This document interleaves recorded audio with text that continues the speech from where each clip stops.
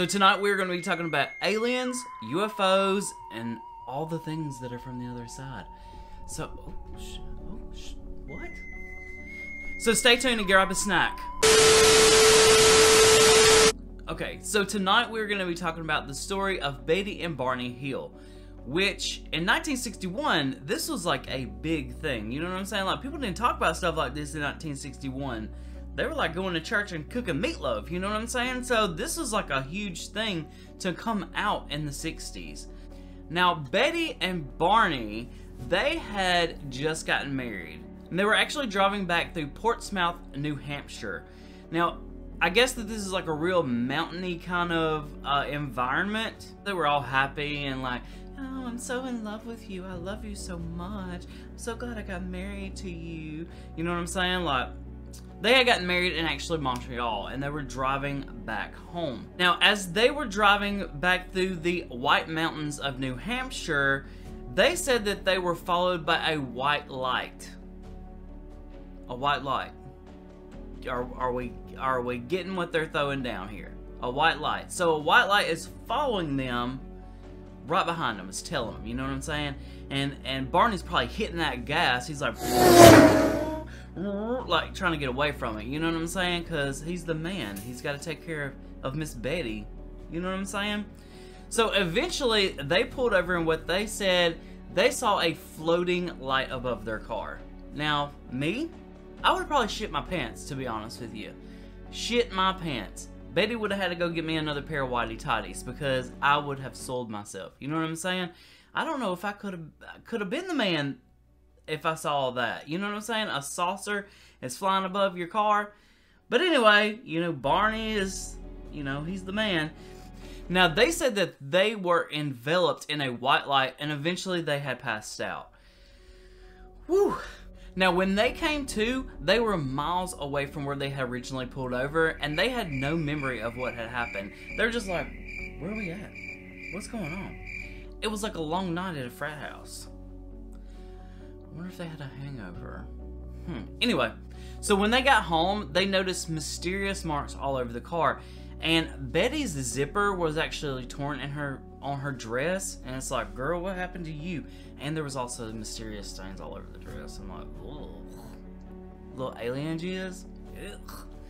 So they were like, what in the hell went down? You know what I'm saying? They were like, they couldn't get it. They were stumped, I guess. They had no idea what had happened. And also, the strap. Now, Betty's dress had stains and was ripped up. Barney's binocular strap was broken. It's like, come on, Barney.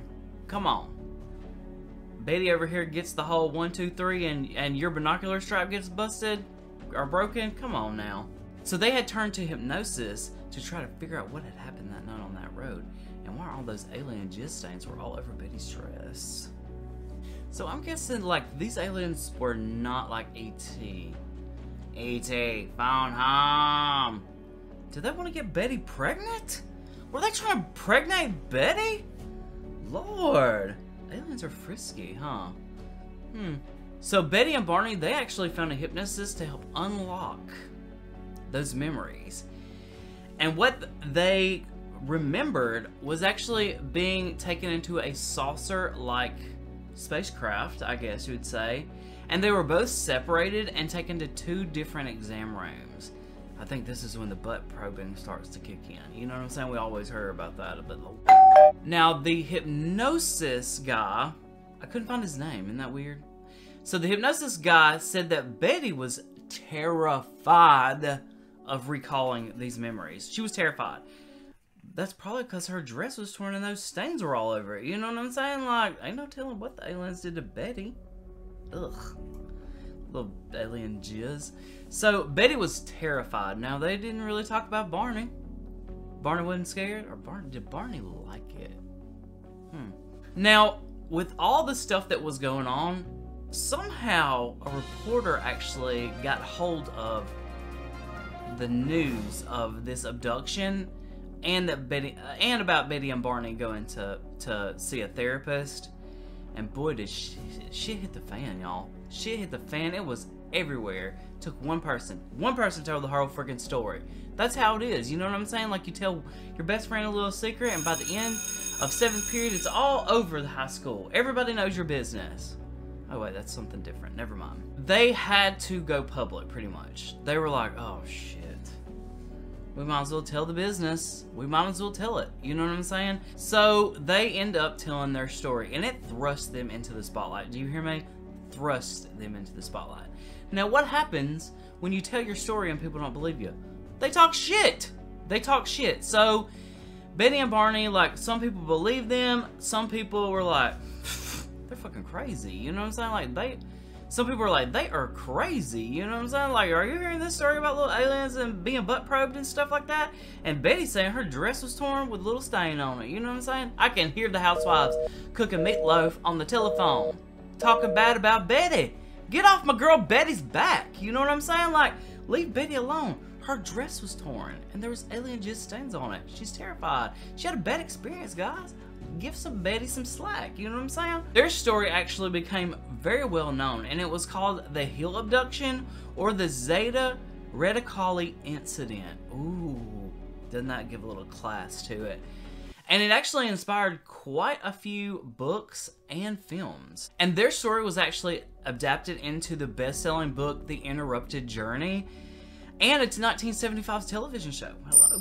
Make the bank, Betty. Make the bank. And the show was called The UFO Incident, which kind of told about their lives. I mean, I remember watching, I think it was called The Encounter when I was little. And you know, you probably see like the poster, it's like this guy like this, and there's a beam of light, and he's being sucked up into the spaceship. It terrified me, guys. Terrified. It was a scary film, if I'm remembering it. Like, I think I remember it. It was terrifying. This guy was sucked up into this UFO. They probably played with his butt. They did all this butt stuff to him, and probed him, and there's no telling what they did to him. And then they dropped him back off in the woods. And his friends were like, hey, yo, where you been? You've been missing. And he was like, yo, I was abducted by aliens. You know what I'm saying? Like, they had me. And his friends were like, okay, here, come on, we got work to do, dude. We don't care about your little alien story. You know what I'm saying? We gotta make money to feed our kids. You know what I'm saying? Like, we got time for your BS. Come on, get these logs moving, yo. So, but yeah, that is the story about Betty and Barney. Y'all, this is a two-part episode, so we have some more stuff in the next video. We're going to be talking about Area 51, the crash, and a whole bunch of other stuff. Yeah. I split it up because I didn't want this video to be too long, because I feel like you guys maybe get a little bored when the video is a little too long. So I figured I would split it up into 2 different parts. So, but hope you guys enjoyed the story of Betty and Barney. Make sure y'all are watching those skies. And if you see a beam of white light come down, move as fast as you can, yo. Oh, and don't pull over for UFOs. Hello? Going down to Walmart. Don't be pulling over on the side of the road for UFOs. Scary shit. Anyway, we'll see you guys in part 2 of this video. Bye, guys. I hope you have a good week.